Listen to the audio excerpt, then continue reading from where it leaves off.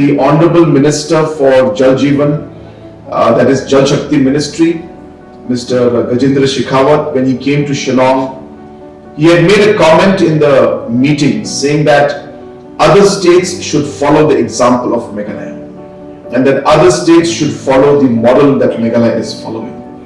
So it was a great testimony of the kind of work that this government has been doing in the last 5 years.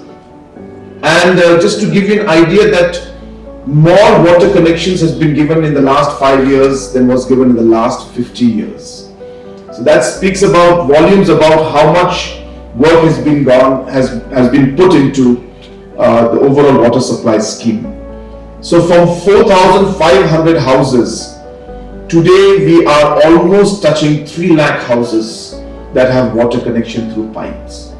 And being in the bottom of the entire ranking of the country, today we are in the top.